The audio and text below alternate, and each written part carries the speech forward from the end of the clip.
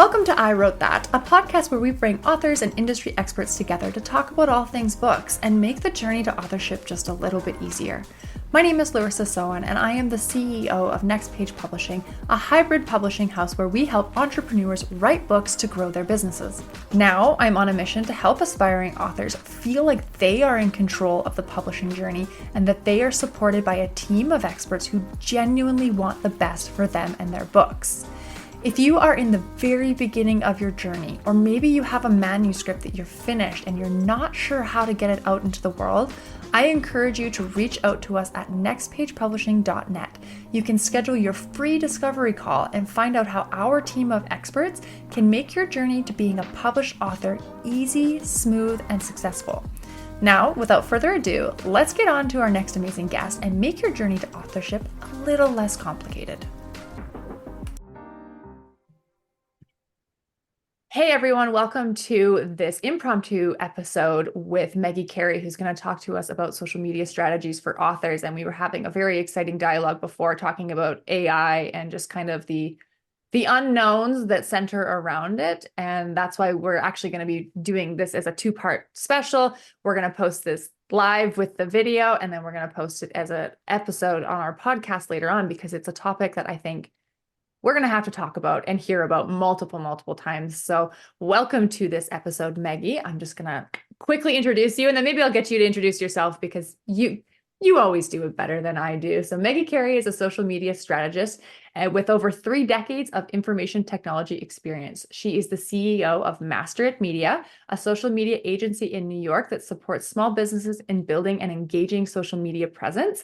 Maggie is the recipient of Broadway World Regional Performer of the Decade. Wow, in 2020, congratulations. She is the creator of Painless Posting, an all-in-one social media management system with a built-in AI feature. Oh, so you are going to tell us AI stuff. Maggie enjoys spending time with her 3 children and her husband. Welcome, Maggie. You sound like an incredible person.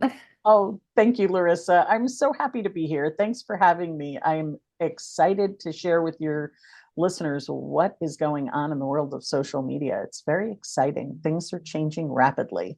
I was going to say, not just the listeners, me too. Like, I need all of the help in the social media space I can get. So why don't you just tell us a little bit about how did you get to where you are in this social media space? I mean, social media has been so dynamic in the last, let's say, decade. To get to where you are, what did that journey look like? Oh, I got to tell you, as you mentioned, I've got decades of experience in IT. I went to college for IT. I was one of 2 women in my college class that were learning how to program. And when I decided to start my own business, social media was the biggest struggle I was faced with. And look, in my IT world, I sat down and I said, okay, I've got to develop a process with tools, right? Like, this is the way we get things done faster, right? People, process, tools. So I was struggling. It was the day before Thanksgiving in 2019. It wasn't that long ago. And I'm creating my Black Friday and my small business Saturday deals way later than I should have, right? Like, there was a day before Thanksgiving. My family's home getting ready, right? Like, home from college, right? The kids are home. And I'm at my office trying to get this stuff done, spending hours creating content. And guess what? Did all of that work. Very frustrating, trying to figure it all out, watching people's cars go by. I'm stuck. I didn't get home until later in the evening. And I'm like, but I'm good. I got my social media done. I'm going to be getting all of this business, right? Because I worked and I got it done. Well, guess what? I got nothing, 0, no engagement. Nobody was interacting with the post. Nobody was buying from me. It fell flat. And I realized I have to find a better way of doing this. There has to be a better way. There has to be a faster, easier, more efficient way of managing my social media. And that's when I started developing my process. I worked with my team. We've evolved and created content. Like, remember, back in 2019, there was no TikTok. There were no reels. These things weren't, short form video was like, oh my gosh, we can't do that, right? So our process has evolved. The tools are evolving. And that's kind of where we've that's where I kind of fell into social media and zoned in. I used to do websites and all of this techie stuff. And I blended my theatrical background, which is about entertaining and informing and educating and making people feel, right? Emoting, right? And then my tech world with all the tools and the techie things and the design and right, and blended it, and social media is a perfect fit. So that's kind of my story of how I came into this ever changing, ever evolving world of social media. I think it's so fun when our two personalities collide. I see it with myself. I'm ex-corporate. I worked corporate for over a decade, and when I finally decided that enough was enough, that was way too much of a rat race for me. Yeah, So instead of working 8 hours, I decided I was going to work 24 hours a day as an entrepreneur. But when our personalities collide, so your theatric performance with your tech strategies, it's like bringing two worlds together.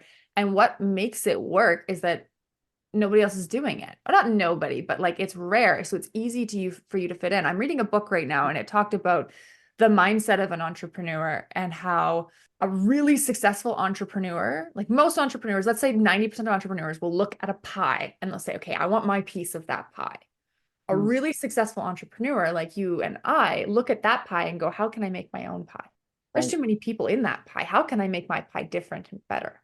And that's what I've done with the publishing house. I'm doing something that no one else is doing. And that's what you're doing. You're creating theatrical experiences, that emotion building into media strategy with the tech. Tech is the least sexy, emotionally emitting thing. it is. And you'd be surprised how many techies are in theater. I'm just going to put that out there. It is, Seriously. yeah. I think That it's a, I don't know what it is, but I have best friends who I met by doing shows, and that's so they were fun. both computer people. It's Oh, I insane. love that. Oh, maybe it's not as rare as I thought then, but you know what? I like that even more because it means it's got to be working. It means Yeah, there's something in the dual personality side of things that is the perfect match for those people, which is what the world needs more of. We need more of the opportunities to bring our personalities to light in different ways. I think that's right. so cool. So switching the focus back on Yeah. task, Larissa, come on. The social media strategy for authors is ever changing. I think book talk was one of the biggest things to come on the scene in the last 2 years, I would say, for authors. And I have my opinions on book talk. I actually don't partake in book talk anymore because I've found negative consequences with book talk. Mm. But I'm curious from an author's standpoint, what this is such a loaded question. It's such a bullshit question. I know this. What's the silver bullet? Tell me the silver bullet. Hey, look, it's I'm not going to use the word authenticity because it gets batted around a lot. It's true. It's not that it's not true. But what it comes down to is the people are missing the social aspect of their social media. They're so busy. Now, this is coming from a techie, okay? They're so busy pumping out content and pumping out content that they are not communicating. They're not connecting. You touched on it when we were talking about emotion, right? Like the emoting. When we buy for an emotional reason. We don't, yes, necessity, right? But why are we buying this from this person? It's emotion. Mhm. It's something about what they're saying, or how they're communicating with us, the way they're communicating, not just their words, but what we see, right? You have to have a cohesive brand. Okay. So branding is your baseline of everything, right? You mentioned, my gosh, purple all over the place, right? Yes. I went to social media marketing world. I was head to toe, right? Purple. I should have dyed my hair, at least the tips, right? But it made me stand out over thousands of people. How do you stand out in the world physically as well as online? Mhm. So it's about your brand consistency, and it's about communicating, right? How do I talk to people when people are on social media? They push out content, right? This is what we're told, right? You have to be consistent. You have to push out content. You have to be present. You have to, right? But what they're missing is the second piece, which is the two-way communication. Are you engaging in Facebook groups? Are you talking to people in the DMs? You see somebody who likes your content over and over and over again. Are you reaching out to them?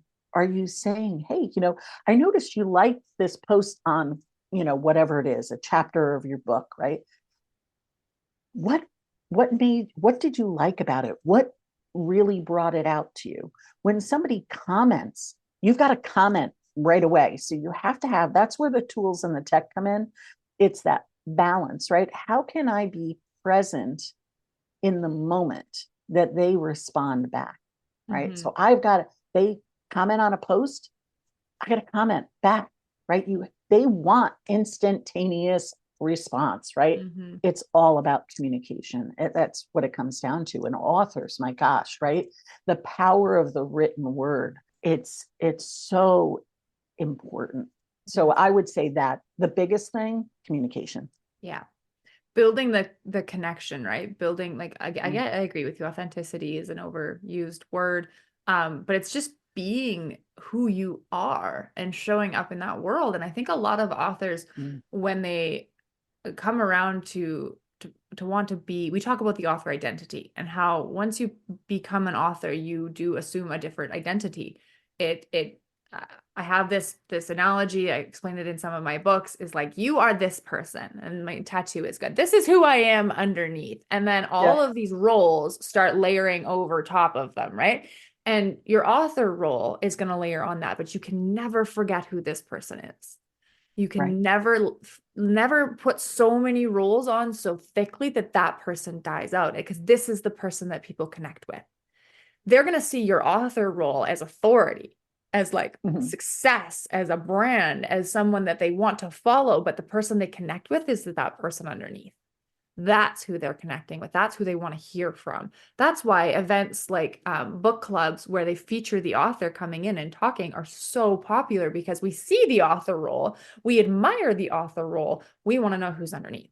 Exactly. Right. And I think someone will feel special, right? Like, again, going to events, right? There was one of the presenters gave out books, right? I wanted her to sign that book. She gave me the book, and I realized, I opened it up and it wasn't signed. I'm like, oh, I want that signature. Why is it so important? Right? Because it makes us feel special. Like, whenever we buy anything, we want to feel like we are a valued customer, right? You go back to places over and over and over again because of the way they make you feel. And that's one thing that we need to remember. Whether you're in person or online, it's a human connection, right? Like, and we briefly touched on how AI is evolving our world, right? We're recording this in February of 2024, but I've got to tell you, what I saw coming down the pike with AI, what's presently there and what's coming in the future, we're going to have some major changes in how we do business overall. And there's the good, the bad, and the ugly, right? But I wonder, the real, the non-AI, is that going to become more valuable because it's harder to do, right? Right. The people who have these stellar social media presence, who work, so they either hire somebody or they do it themselves, right? It takes time. Right now. It's going to become more and more. It's going to become easier to push out content. Yeah. But is the content good?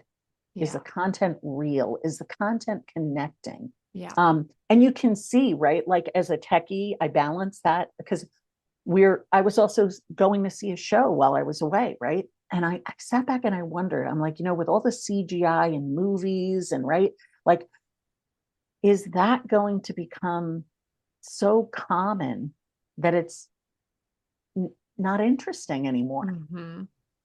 Genuine is going to become rare.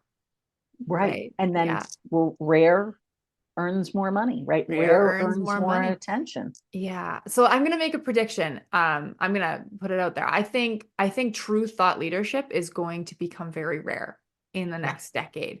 where people are genuinely willing to step out of AI and show up and think critically. And I think so in all our books that we publish now, we put an AI free stamp on them. Our authors sign a contract. They will not use AI to generate their content within their book. We deal with thought leaders. We deal with the 6 and 7 figure CEOs who are here to change the way, and AI will never change the way. AI will tell you what's already out there, and it will give you recreation of the same idea different ways, but it will never give you something new, which is going to make thought leadership so unique, so rare, and so special, because AI is easy. And I like what you talked about consistency. I'm actually reading a book right now called Influence by Robert Oh yeah. Cialdini. Yes, yes. Great book. Oh, loving it. I'm reading it. I'm like 14 hours into the 20-hour audiobook. Like Ah, it's taken me a while, but he talks about consistency. it's a heavy book. Like It it's not a is, light yeah. read, you know? Yeah, he talks slowly too, so I'm on like 1.5 speed. So I'm taking along. I'm getting there.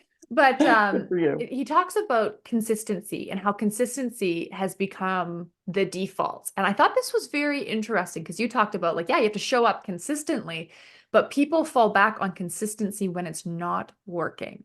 And they will Mm, consistently show up in a way that's not working. But it's the comfort, but I'm doing it consistently. If I just keep doing it, it'll work. And at some point, we have to break the consistency and do something different. And I think that is what AI is going to, how it's going to hurt us. It's going to be so easy to consistently put prompts into AI and have it spit out things that we will stop thinking of new things because it's easy and it's consistent, right? I can do it right. easily, quickly. I can show up every day and put prompts into AI and post my content, and I will never step out and think for myself and create my own Mm. content. What do you, when knowing what you know, what do you think of that?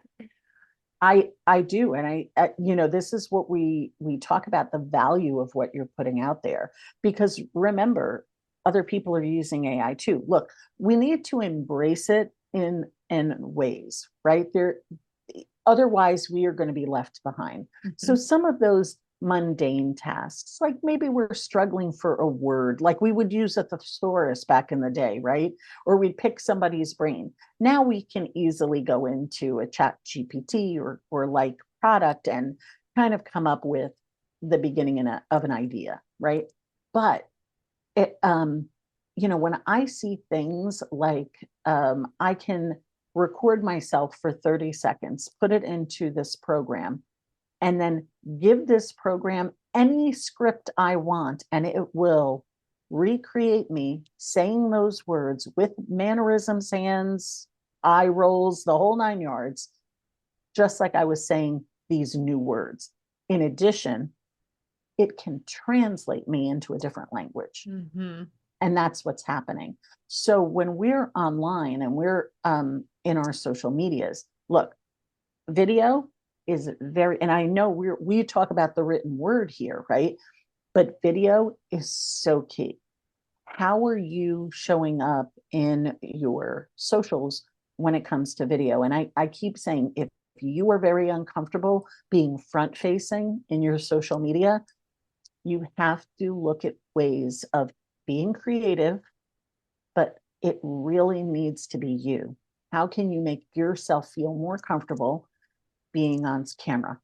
Because people want to hear from you, right? And again, we talk about connection. It's getting in. So, Reels, TikTok, YouTube Shorts, right? These all use a similar. Record with your. Yes, my phone is purple as well. You record yourself in the vertical format. Record it raw. Then there are these tools out there that can add the text on the bottom of your screen. So you don't have to do this manually, right?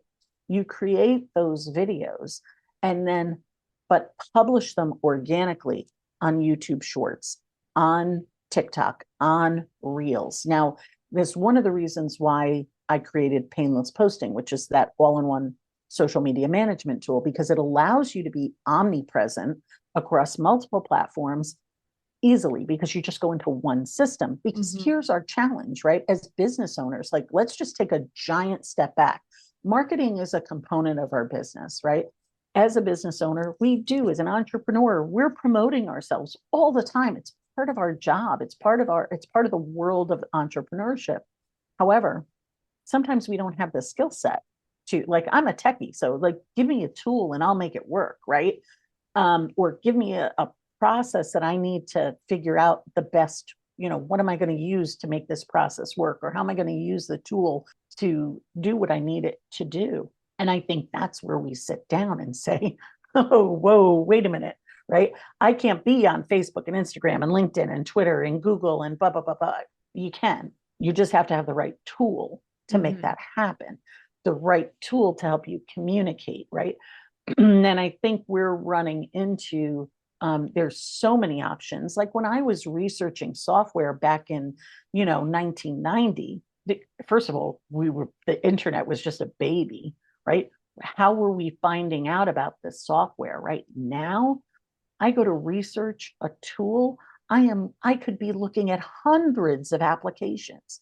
There right now are over 500 applications that use AI in social media alone. 500, wow. 500. And it's right? So new. Like, that's stunning. Attention, all aspiring authors. Are you ready to turn your book dreams into reality? Look no further than Author Allies, your ultimate companion on the journey to becoming a published author. Picture this: a membership site that offers structure, accountability, skill development, and unwavering support to bring your book ideas to life. That's exactly what Author Allies provides. Dive into weekly writing workshops where you can focus on your goals and stay motivated. Need expert advice? Our monthly Ask the Expert sessions connect you directly with industry professionals for valuable insights. Engage with fellow members through our Beta Reader Switch program, perfect for refining your manuscript before publication.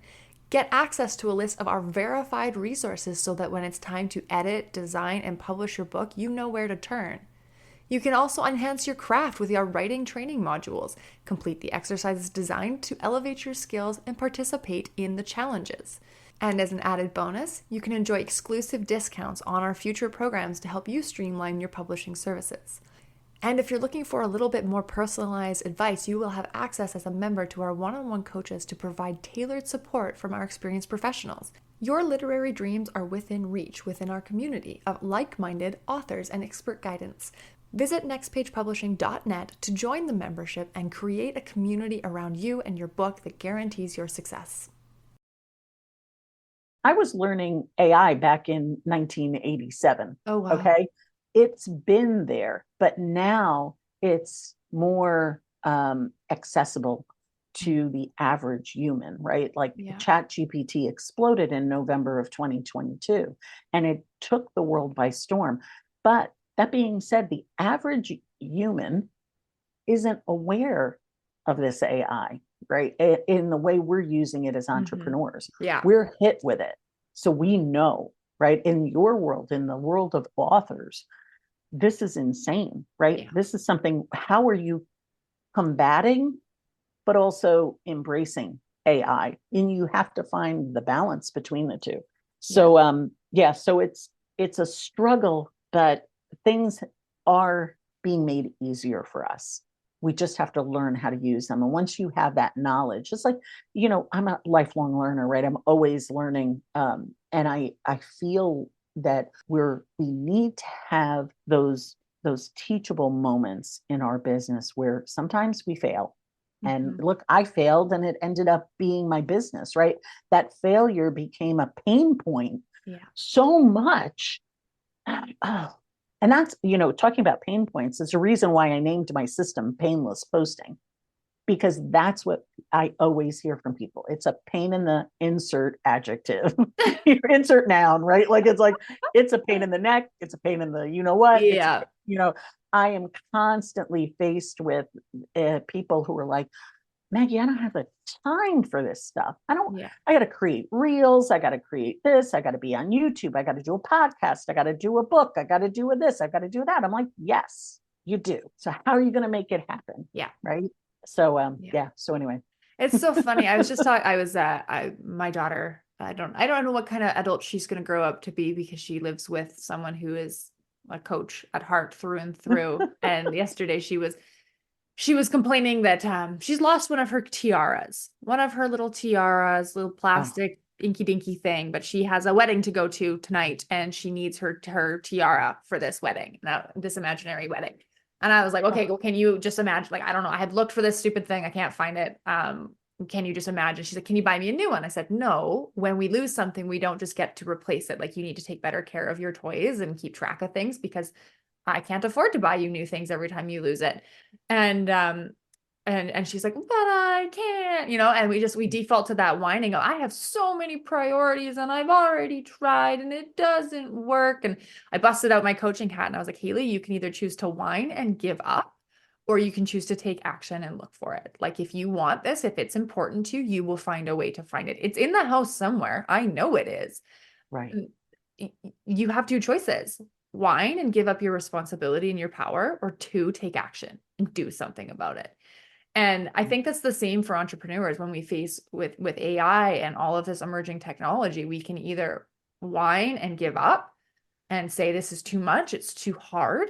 And that's okay. If that is what it is, if you're leading to burnout and you're exhausted and it is draining every life force from you and you're a shitty parent and you just feel awful, then okay. Even giving up is still taking action, right? It's consciously deciding that this isn't the road for me. But the alternative is find a way. Partner with Maggie. Find that painless posting system, right? Find something. If it is important to you, if you have a fake wedding to go to tonight and you need this tiara, find a way, right? And she Find did. it. I will say, happy ending, she found the tiara. She got Yay. out of her little funk, and she said, fine, mama, I'm gonna find it. And the whole household, we worked with her. She doesn't have to do it alone. Deciding to take action does not mean deciding to do it alone. She enlisted Right. her mom and her dad, and we scoured the house and we found it tucked behind the dryer. So, but Ooh, that's that's a hard that. find. I know, right? Like, come on.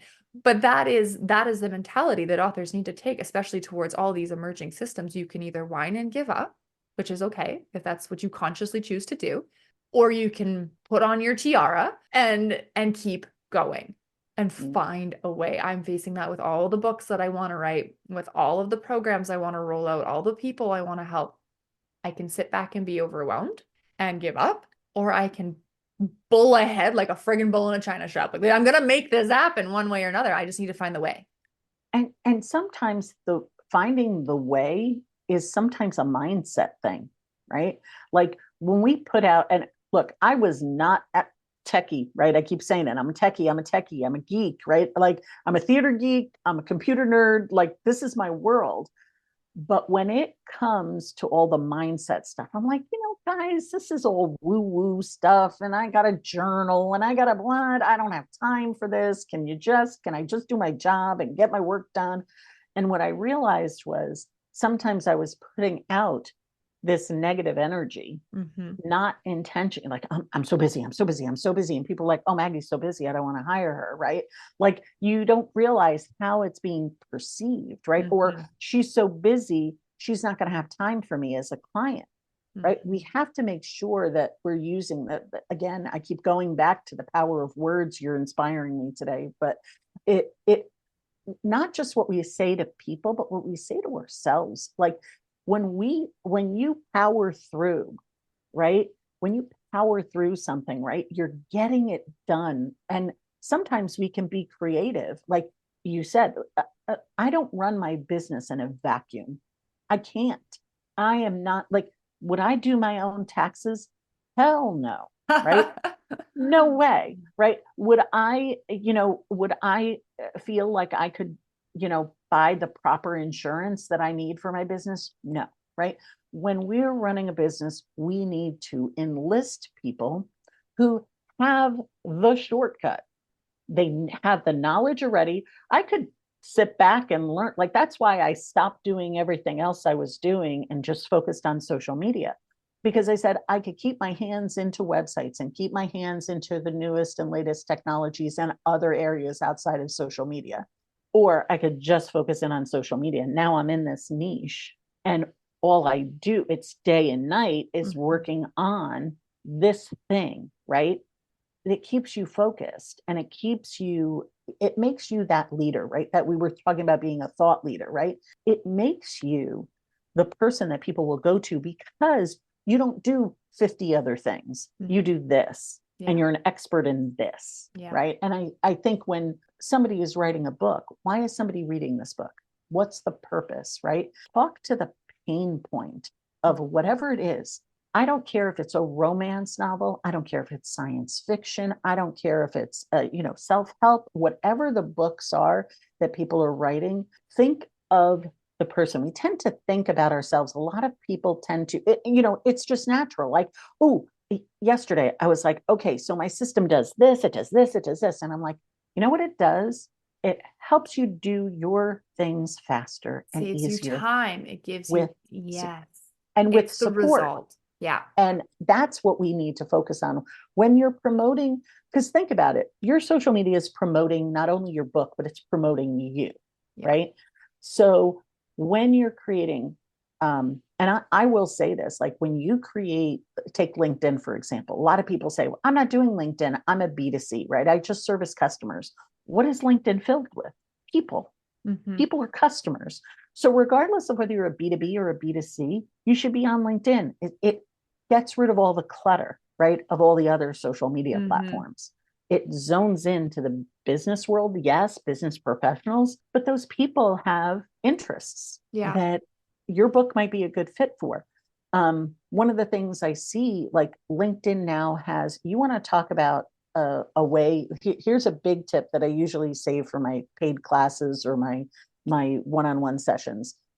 LinkedIn now has something called collaborative articles. Have you heard of these? I have. Yeah, I've participated in a few. They're very cool, right? So originally created by AI, modified by somebody at LinkedIn, and then you can go in and get a badge and be a thought leader, like in LinkedIn. That gives you credibility, right? So LinkedIn has that. You also have newsletters with LinkedIn. It's another way of getting the word out about you to your target audience, right?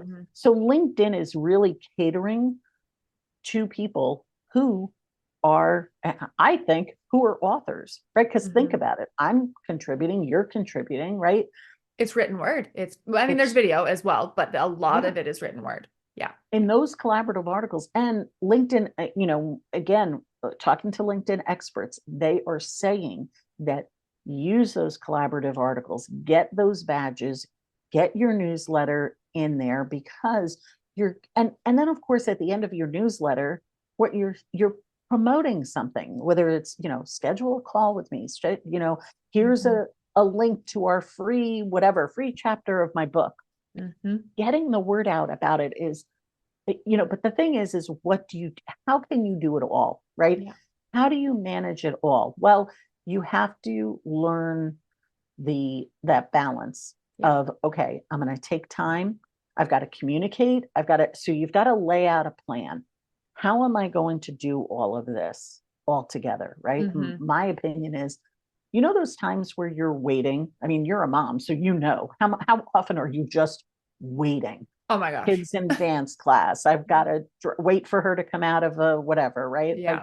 I have to drive her to a friend's. I've got to get, just on put your shoes on. Like that alone is a 5-minute wait.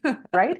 And so while you're doing that, hop onto LinkedIn, hop onto Instagram, comment, like, engage, reply, right? These are moments that I think we kind of don't, you've got to make it a habit.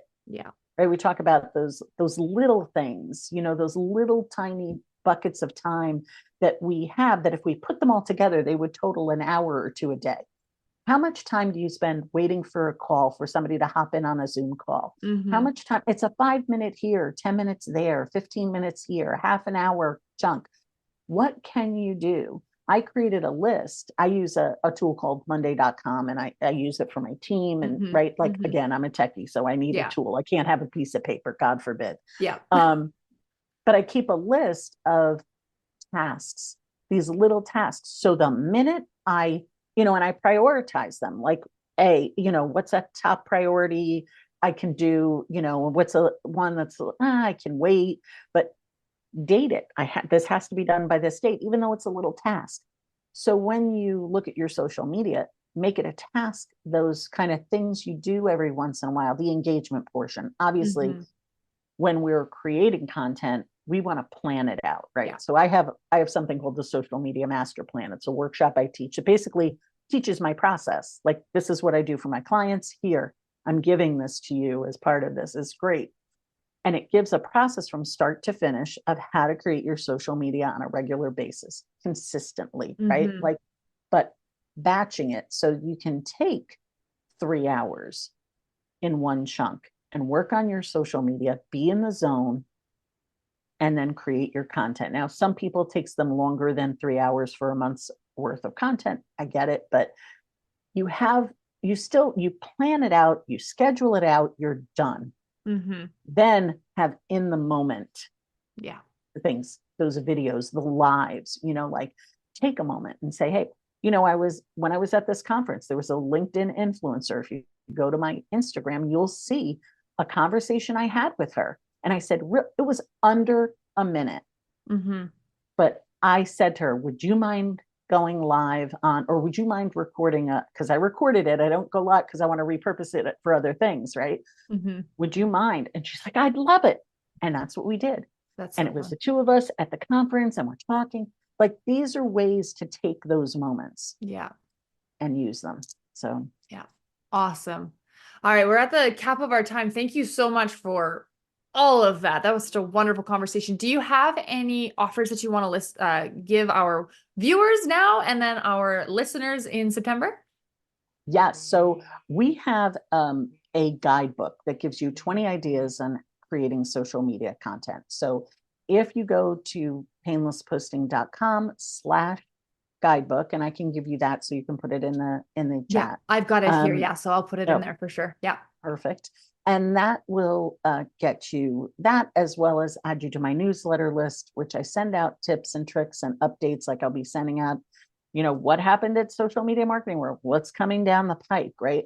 So there's that. And of course, my painless posting system is available at painlessposting.com. This is a way, it gives people an easy way to get their social media done for them. So of course, my contact information will be in the chat.